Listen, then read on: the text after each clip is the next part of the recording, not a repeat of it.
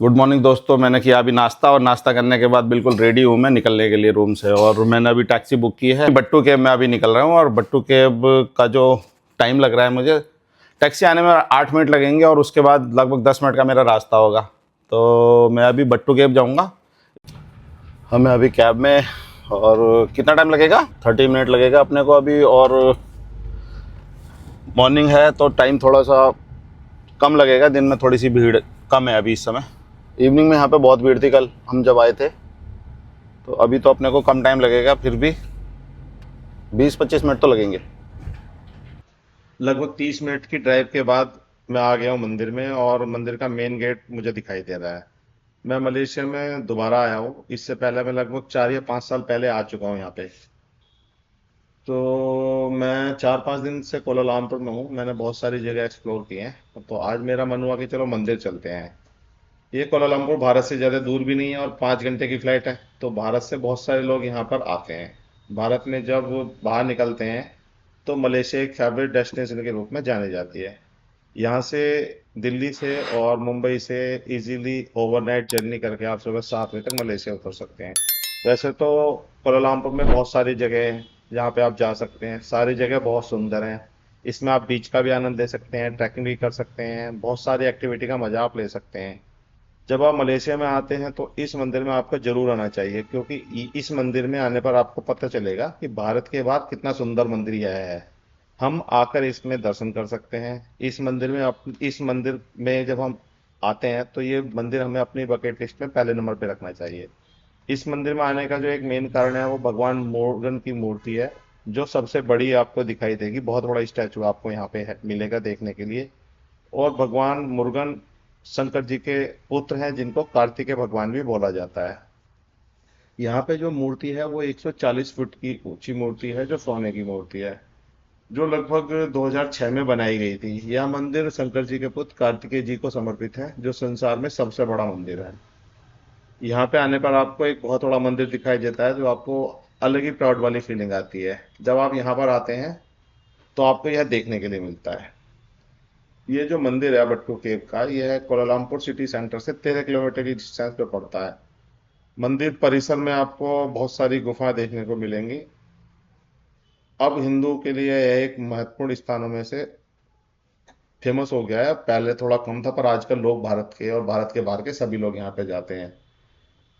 पवित्र गुफा तक पहुंचने के लिए आपको 272 सीमेंट की बनी हुई सीढ़ियों पे चढ़ के जाना पड़ेगा, जो पहले 1920 में लकड़ी के द्वारा बनाई गई थी, जिसको बाद में 1940 में पक्का बनाया गया और 2018 में इन पे रंग बिरंगा कलर किया गया था।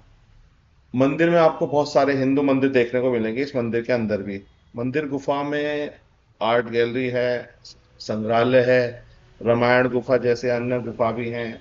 जैसे कि उनके नाम से पता चलता है, आर्ट गैलरी गुफा और म्यूजियम गुफा में मूर्ति और चित्रों को बहुत आराम से दिखाया गया है।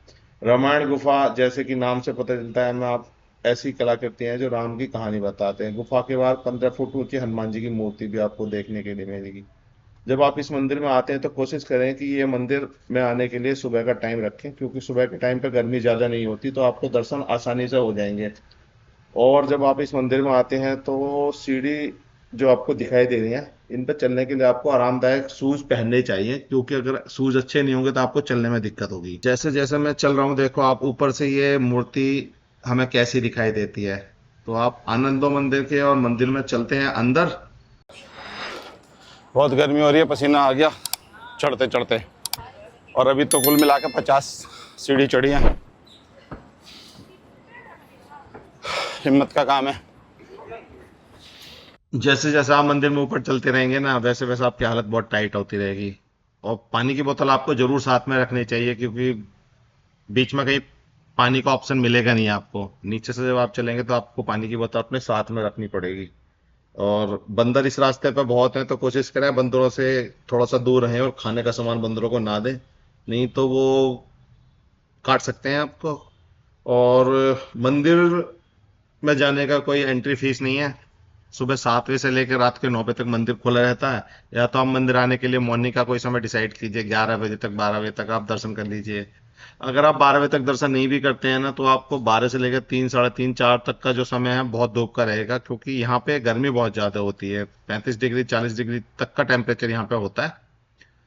या फिर आपको अगर आना है तो आप इवनिंग में आइए, ताकि आपको रात को लाइटें और मंदिर में पहुंचने का जो टाइम है वो बहुत ज़्यादा सही रहेगा और आपको बहुत ही ज़्यादा रौनक देखने को मिलेगी।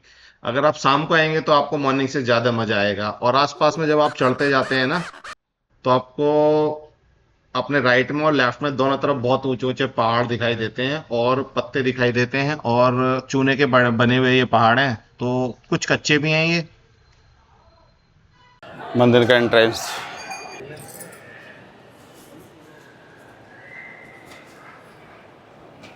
सीढ़ी चढ़ के मैं मंदिर में ऊपर आ गया हूँ और अभी मेन मंदिर के सामने नहीं हूँ। और जब मैं आप यहाँ पे आया हूँ तो ये जो पहाड़ मुझे देखने के लिए लग रहे हैं ना, ये पता नहीं कुछ अजीब ही टाइप के पहाड़ हैं। ये मट्टी तो है या क्या है समझ में नहीं आ रही, पर पूरा मंदिर गीला रहता है, क्योंकि ऊपर से जो पानी है लगातार पहाड़ों के बीच में से बहता हुआ जमीन पे आ रहा होता है, तो यहाँ पे पूरा का पूरा गीला है। यहाँ तक हम अपने जूते पहन के आ सकते हैं, उसके बाद हम अपने शूज उतारेंगे। शूज हम अपनी जहाँ पे शूज की जगह है वहाँ पे उतार सकते हैं। ऐसा कोई शूज रखने के लिए कोई रैक बनी हुई नहीं है जैसे यहाँ पे होता है। तो अंदर चलते हैं। ये मंदिर का एंट्री का गेट है जहाँ से हम मेन मंदिर में एंट्री करते हैं। और इस मंदिर में बहुत सारे छोटे और बड़े बहुत सारे मंदिर हैं। नीचे टीन सेट पड़ा हुआ है, ऊपर इतनी पुरानी गुफा है। इस गुफा में आपको चमगादड़ देखने के लिए बहुत ज्यादा मिल जाएंगे। चमगादड़, सांप, बहुत सारे इसमें जीव जंतु हैं। यहाँ सब प्रसाद आप चाहें तो ले सकते हैं यहाँ पे। और इस मंदिर के अंदर जितने भी आपको पुजारी दिखाई देंगे वो सारे तमिल वाले पुजारी हैं, तमिल और तेलुगु वाले लोग हैं। एक्टिविटी बिल्कुल सेम रहेगी, ऊपर से विदाउट शर्ट रहते हैं वो।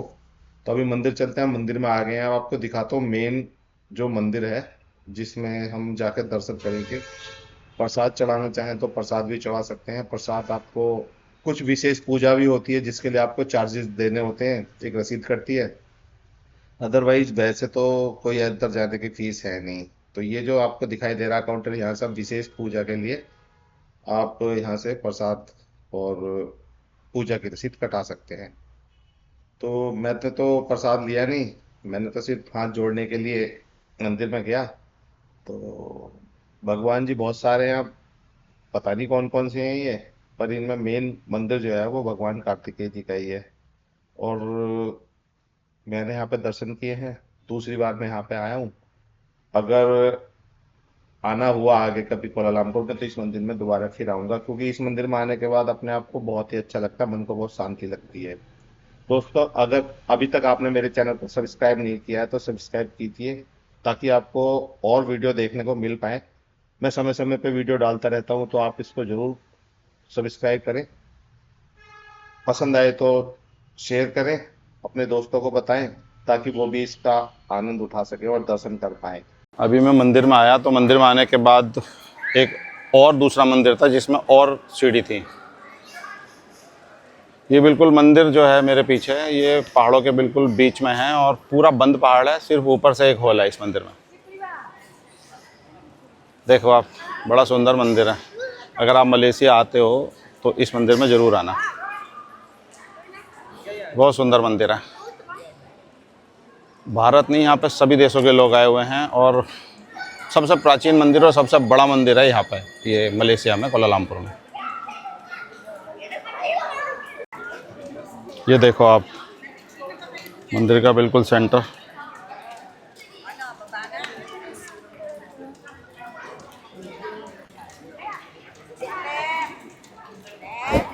बिल्कुल बीच में है मंदिर, ये पहाड़ों के बीच में।